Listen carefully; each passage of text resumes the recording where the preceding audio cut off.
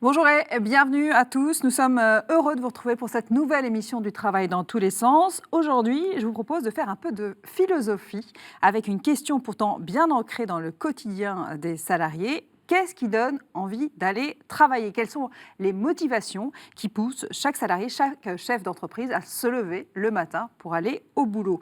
Les raisons ne sont pas toutes forcément prosaïques, salaire, position sociale, elles peuvent aussi être plus complexes. Et c'est ce que nous allons voir avec vous, messieurs, aujourd'hui. Jean-Eudes Tesson, bonjour. Bonjour, Joseph Touvenel, bonjour. Alors, bonjour. Jean-Eudes, est-ce que cette question qui a l'air simple n'était pas finalement plus complexe qu'il y paraît? À quoi sert le travail d'abord? Pourquoi va-t-on travailler, selon vous? On peut avoir une approche strictement économique et dire qu'on va travailler pour gagner sa vie, pour pouvoir se nourrir, se loger, et nourrir et loger ses enfants, enfin sa famille. Mais on peut aussi avoir une autre approche qui est plus chrétienne, je pense, c'est de considérer que nous sommes tous appelés à être co-créateurs, appelés à être co-créateurs avec Dieu. Encore, c'est la doctrine sociale de l'Église, la co-création, Oui. on est bien d'accord. Et je pense que le travail est un des moyens, c'est pas le seul, mais un des moyens d'être co-créateur, c'est-à-dire d'apporter une pierre à ce pourquoi nous sommes sur Terre, c'est-à-dire un passage, mais un passage dans lequel on doit grandir en humanité. Et c'est ça la vraie question, c'est-à-dire est-ce que le travail nous fait grandir en humanité ou pas, ou l'inverse. Et je précise ce que je veux dire par grandir en humanité, c'est être, et là c'est anthropologique comme approche, c'est être pleinement ce que nous sommes, c'est-à-dire des êtres qui cherchent toute leur vie à unifier leur corps et leur esprit d'une part, et d'autre part à être pleinement des êtres de relation.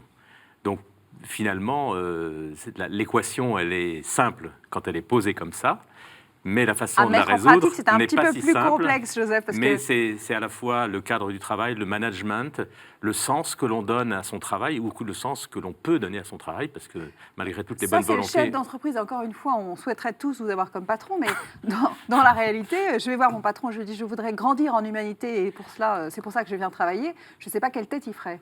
Mais j'ai envie d'appeler les choses par le bon bout. Merci. Envie d'aller au travail, c'est qu'est-ce que le travail? Qu'est-ce que le travail? Et donc être co-créateur, participer à une œuvre. Le sens du travail, c'est participer à une œuvre. En participant à une œuvre, je me réalise moi-même. J'ai aussi un lien social, un lien collectif, donc c'est à la fois personnel et collectif. Ce qui veut dire que la notion de travail dépasse la notion de travail rémunéré. Par exemple, les parents, la mère de famille qui élève ses enfants, elle travaille. Et d'ailleurs, le matin, à un moment donné, il faut bien qu'elle se lève pour accompagner les enfants à l'école. Elle travaille. Qu'est-ce qui donne l'envie? Alors, il y a ce qui a été abordé, ce qui est une réalité concrète qu'il ne faut pas oublier, c'est aussi le moyen de subsistance, ce travail rémunéré. Un instrument voilà, pour vivre, efficace pour faire contre vivre la les biens. pauvreté, dit la Évidemment, doctrine sociale de l'Église. évidemment. Mais ça va à la fois au-delà, et c'est quel sens on donne. Alors, quelquefois, on me dit, oui, ça c'est bien beau, c'est la théorie, des chrétiens, vous êtes bien gentils, mais le travail, c'est pas forcément une œuvre. Quand vous faites du nettoyage, je suis désolé, j'ai été pendant près de 2 ans homme de ménage. J'ai travaillé et je participais à une œuvre. Et dernièrement, j'ai un ami qui me racontait qu'il était à Rome, face au Vatican. Il y a une grande avenue, c'était un dimanche. Il avait envie d'aller aux toilettes et il n'en trouvait pas parce que tout était fermé, parce que c'était un dimanche, sauf toilette publique. Et il est rentré là et il me dit...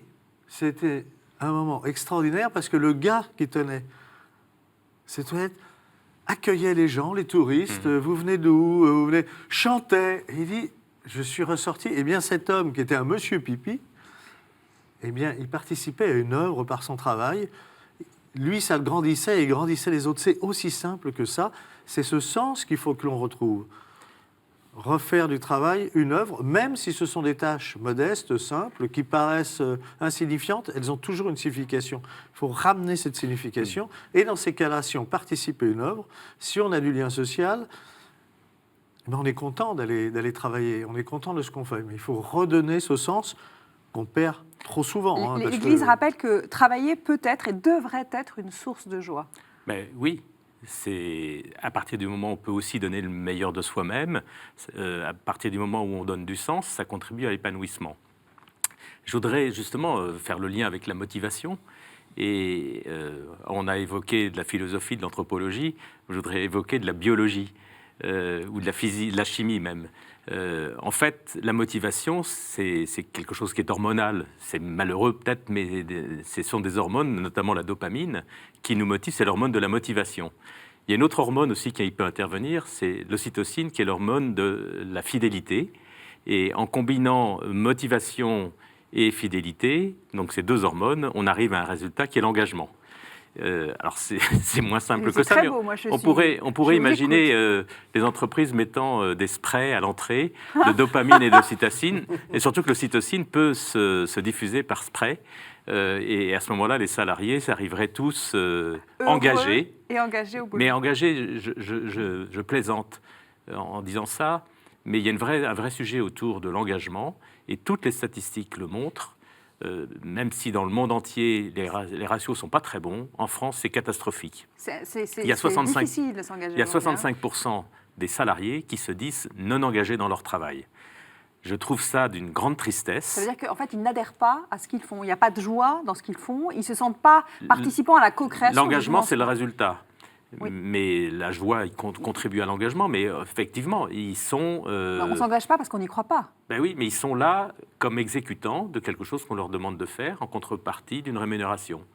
C'est presque désespérant, parce que quand on sait combien, beaucoup quand même, c'est peut-être les 35 autres % peuvent trouver de l'épanouissement dans leur travail, on se dit qu'il y a le gâchis. Oui, surtout qu'on passe 8 heures ou 9 heures par jour au travail. Le manque de sens qu'il peut y avoir.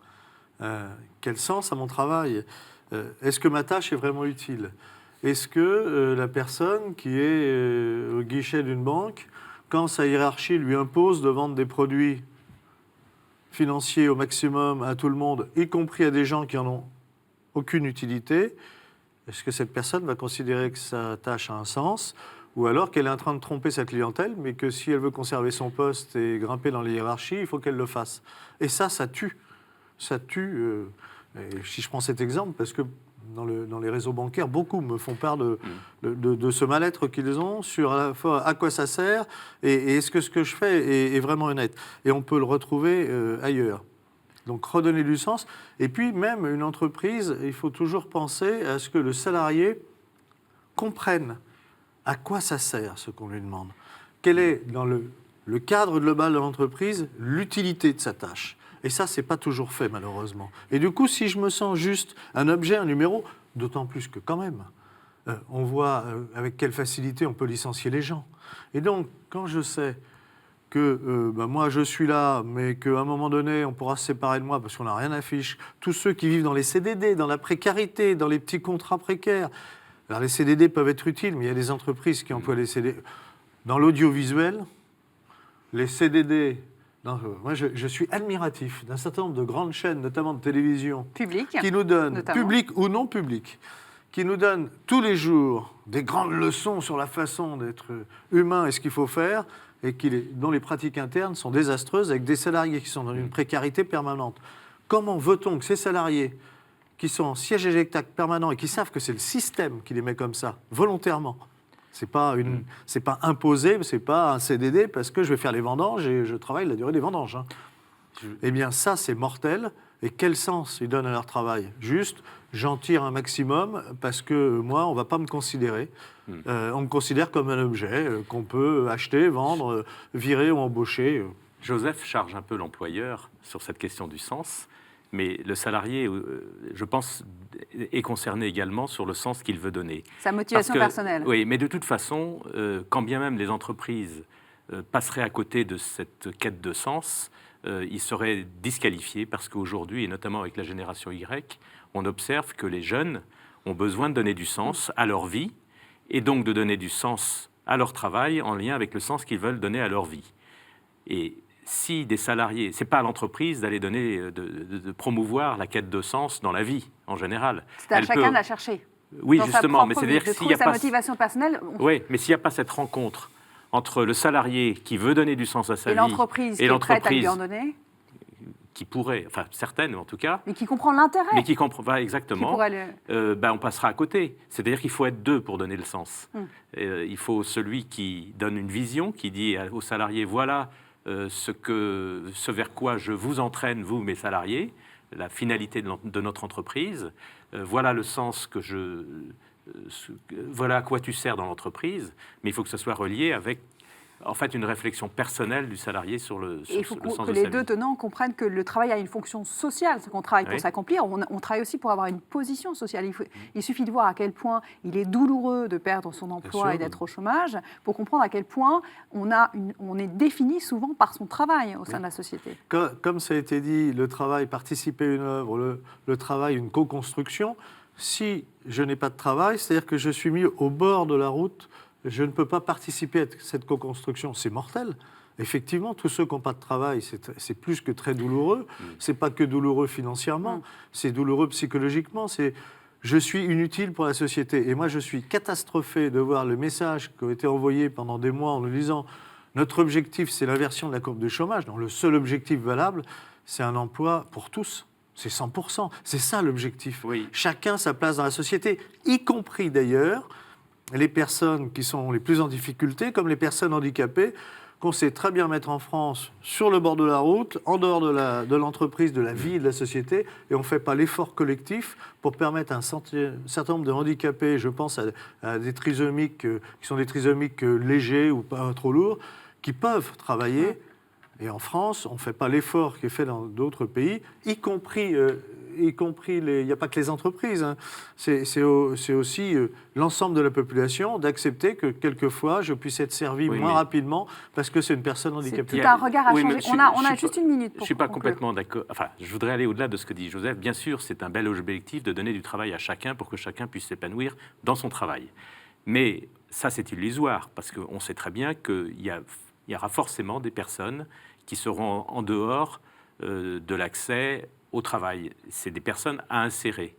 Mais pour autant, l'insertion doit prendre en compte justement cette utilité sociale. C'est-à-dire si ce n'est pas par le travail, il faut le trouver d'une autre façon.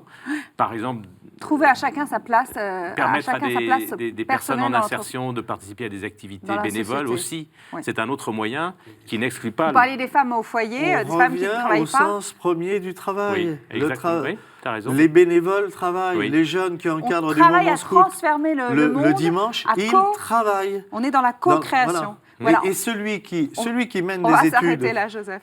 Il travaille. Oui. Celui qui est en apprentissage, il travaille. Oui. Merci à tous les deux. Merci beaucoup pour vos lumières. Je vous rappelle que vous pourrez retrouver cette émission sur kto-tv.com. À la semaine prochaine.